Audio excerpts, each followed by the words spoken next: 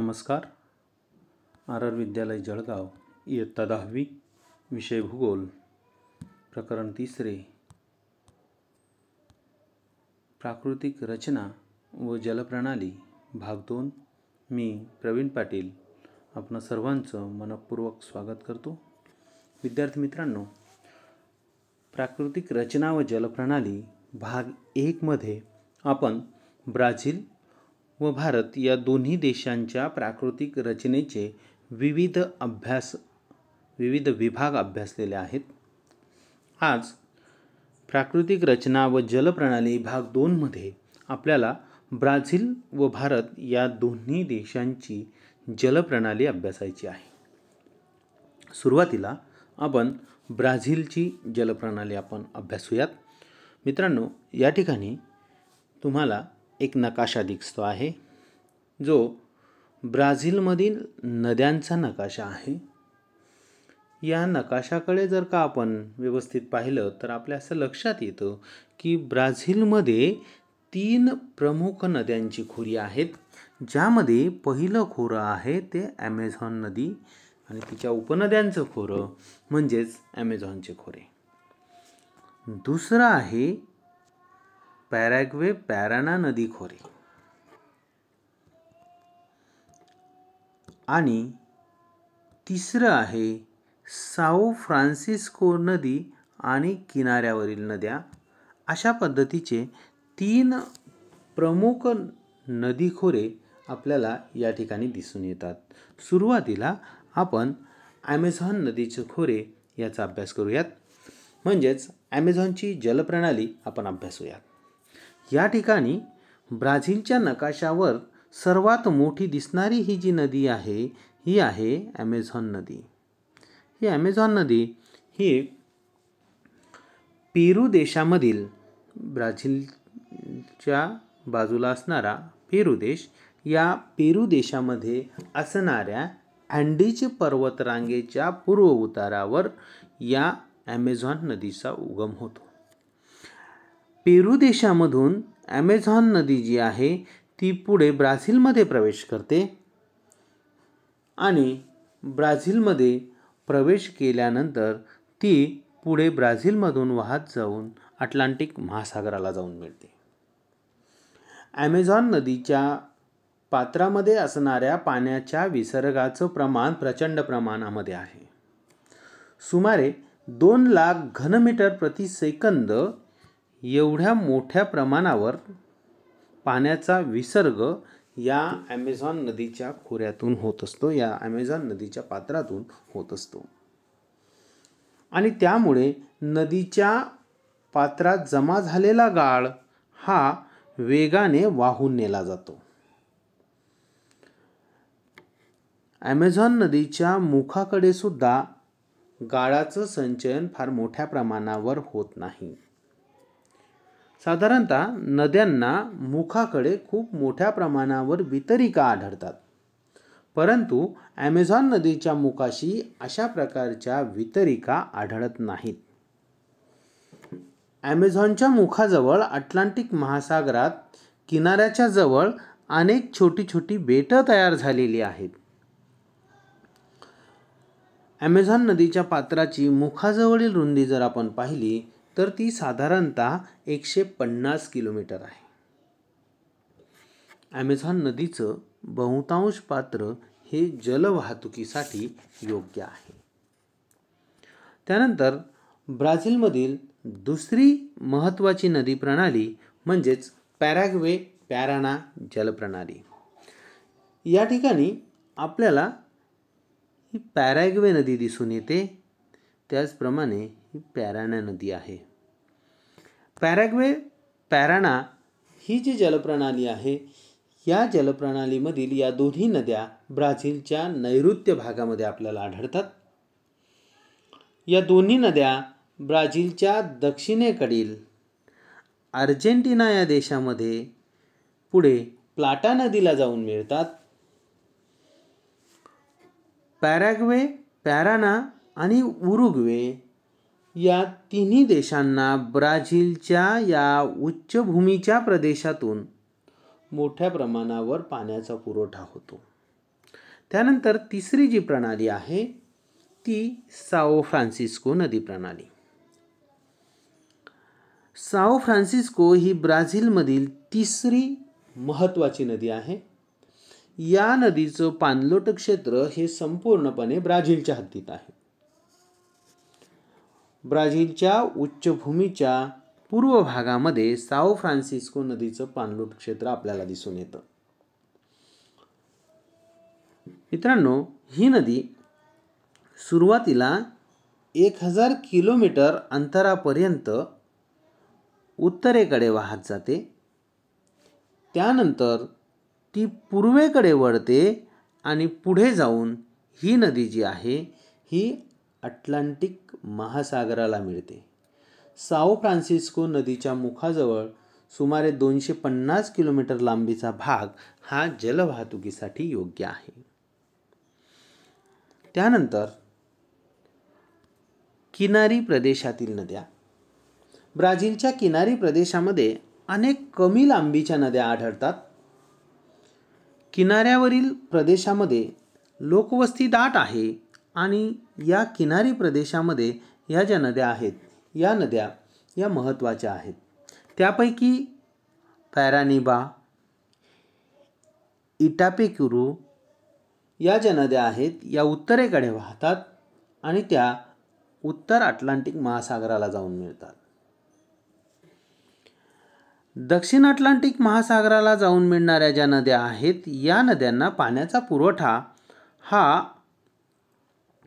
ब्राझीलच्या उच्चभूमीतून होतो, ज्याच्यामध्ये या ठिकाणी आपल्याला दिसून येतात पुरागुआकू नदी.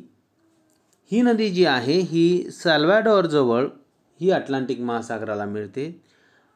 त्याचप्रमाणे या ठिकाणी जेक्युटिन्होना ही एक नदी आपल्याला दिसून येते जी अटलांटिक महासागराला जाऊन मिळते. अशा पद्धतीने ब्राझीलमधील ही जलप्रणाली जी आहे ती जलप्रणाली आपल्याला सांगता येते. त्यानंतर भारत जलप्रणाली. मित्रांनो, या ठिकाणी भारतातील नद्यांचा हा नकाशा आपल्याजवळ आहे. भारतातील जलप्रणाली जी आहे ही जलप्रणाली या नकाशावरून आपल्याला स्पष्ट होते. उगम क्षेत्रानुसार भारतातील नद्यांचं हिमालयातील नद्या आणि द्वीपकल्पावरील नद्या अशा पद्धतीचे 2 प्रकारामध्ये वर्गीकरण जे आहे ते केलं जातं. सुरुवातीला बघूयात हिमालयातील नद्या. हिमालयातील बहुतेक प्रमुख नद्या या विविध हिमनद्यांपासून उगम पावतात. त्यामुळे उन्हाळ्यामध्ये देखील या नद्यांना मोठ्या प्रमाणावर बर्फ वितळून पाण्याचा पुरवठा होतो. पावसाळ्यात या नद्यांना पूर येतो आणि अशा प्रकारे या नद्या ज्या आहेत त्या बारमाही नद्या आहेत. या गटामध्ये सिंधू आणि तिच्या उपनद्या आणि गंगा व तिच्या उपनद्या अशा 2 प्रमुख समूहांचा समावेश केला जातो. सिंधू व तिच्या उपनद्या या ठिकाणी आपल्याला ही सिंधू नदी दिसते आहे आणि सिंधू नदीच्या उपनद्या ज्यामध्ये झेलम, चिनाब, बियास, रावी, सतलज या ज्या नद्या आहेत या नद्या या ठिकाणी आपल्याला दिसून येतात. या सर्व नद्या ज्या आहेत त्या पश्चिम हिमालयात म्हणजेच जम्मू काश्मीर राज्यातून वाहतात. त्या एकमेकींना बऱ्याचशा समांतर वाहतात. सिंधूची एक प्रमुख नदी सतलज जी मानसरोवराजवळ उगम पावते. त्यानंतर ती पश्चिम दिशेने वाहते. सतलज नदी आणि तिच्या उपनद्या यांनी मोठ्या प्रमाणावर गाळाचं संचयन केलेलं आहे आणि त्यातून भारताचे पंजाबचे मैदान तयार झालेले आहे. सतलज नदी पुढे जाऊन सिंधू नदीला मिळते. सिंधू नदी पुढे पाकिस्तानात प्रवेश करते आणि पाकिस्तानातून पुढे अरबी समुद्राला जाऊन मिळते. त्यानंतर गंगा नदी प्रणाली. मित्रांनो, गंगा नदी ही हिमालयातील गंगोत्री या हिमनदीपासून उगम पावते. या ठिकाणी नकाशामध्ये आपल्याला दिलेलं आहे गंगोत्री हे ठिकाण आणि त्या ठिकाणी गंगा नदी जी आहे ती उगम पावलेली आहे. हिमालय ओलांडून गंगा नदी वाहत जाऊन पुढे मैदानी प्रदेशामध्ये प्रवेश करते. हिमालय ओलांडल्यानंतर मैदानी प्रदेशामध्ये आल्यावर ही नदी पूर्वेकडे वाहायला लागते, म्हणजेच ती पूर्ववाहिनी नदी बनते. हिमालयातून उगम पावणाऱ्या गंगेच्या अनेक उपनद्या देखील अशाच मार्गाने वाहत जातात. या ज्या नद्या आहेत यांच्यामध्ये प्रमुख नदी आपल्याला सांगता येईल ती म्हणजे यमुना नदी. यमुनोत्री या हिमनदीपासून या यमुना नदीचा उगम होतो. यमुना नदी देखील गंगेप्रमाणे मैदानी प्रदेशामध्ये प्रवेश केल्यानंतर ती पूर्वेकडे वाहत जाते आणि पुढे जाऊन यमुना नदी ही गंगा नदीला जाऊन मिळते. यमुना ही गंगेची एक प्रमुख उपनदी आहे. गंगेची एक मोठी उपनदी ही बृहद हिमालयाच्या उत्तर भागातून वाहते. या ठिकाणी ही नदी आपल्याला दिसून येईल. ही नदी बृहद हिमालयाच्या उत्तर भागामधून वाहते. हिमालय ओलांडून ही नदी भारतीय हद्दीमध्ये प्रवेश करते. ज्यावेळेस ती हिमालयातून वाहते त्यावेळेस तिला सांगपो या नावाने ती ओळखली जाते. हिमालय ओलांडणाऱ्या तिच्या प्रवाहाला दिहांग असं म्हटलं जातं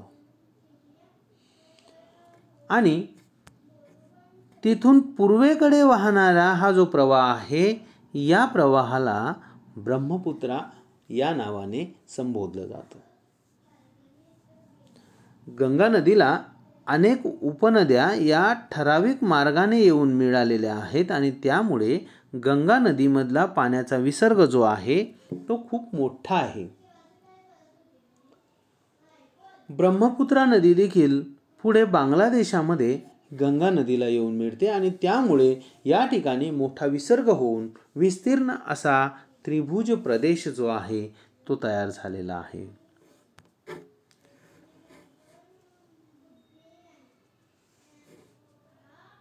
द्वीपकल्पीय नद्यांमधील काही नद्या या गंगा नदीला येऊन मिळतात.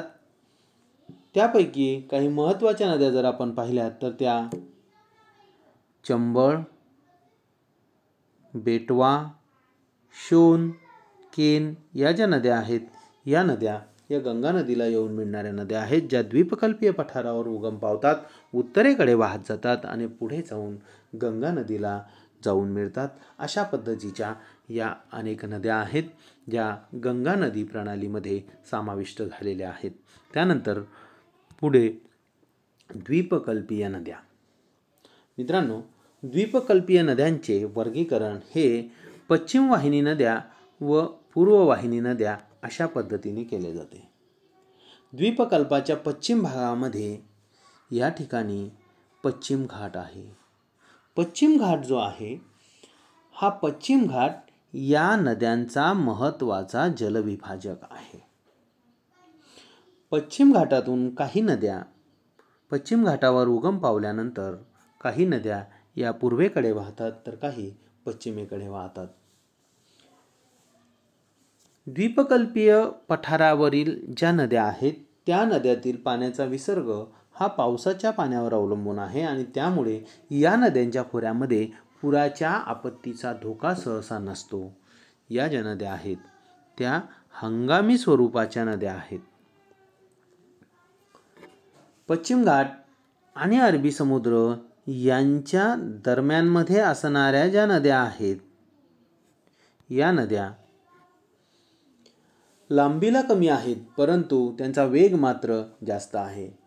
केरळ, कर्नाटक, महाराष्ट्र आणि दक्षिण गुजरात या सर्वच ठिकाणी साधारणतः या नद्यांचे गुणधर्म हे सारखेच आपल्याला दिसून येतात. उत्तर गुजरातमधील खंभातच्या आखातात किनाऱ्यावर येऊन मिळणाऱ्या नद्या हा एक वेगळा गट या ठिकाणी आपल्याला पाहायला मिळतो. यामध्ये तापी, नर्मदा, मही, साबरमती या ज्या नद्या आहेत या नद्यांचा समावेश होतो. पैकी तापी आणि नर्मदा या नद्या खचदरीतून वाहतात असं मानलं जातं. मही ही जी नदी आहे ही नदी ही ईशान्येकडून नैऋत्येकडे वाहते, तर अरवलीच्या दक्षिण उतारावर उगम पावणारी साबरमती ही जी नदी आहे ही उत्तरेकडून दक्षिणेकडे वाहते किंवा उत्तर दक्षिण दिशेने वाहते. या व्यतिरिक्त अरबी समुद्रास मिळणारी नदी म्हणजे अरवलीच्या पश्चिम उतारावर उगम पावणारी लुनी नदी आहे. ही लुनी नदी अरबी समुद्रास कच्छच्या आखातामध्ये येऊन मिळते.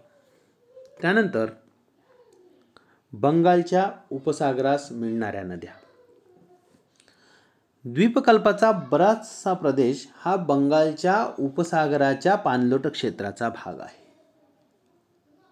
यात गंगेशिवाय महानदी, गोदावरी, त्याचबरोबर कृष्णा, कावेरी या ज्या नद्या आहेत या नद्यांचा समावेश या ठिकाणी होतो. गोदावरी, कृष्णा आणि कावेरी या ज्या नद्या आहेत या तीनही नद्यांचा उगम हा पश्चिम घाटाच्या पूर्व उतारावर झालेला आहे.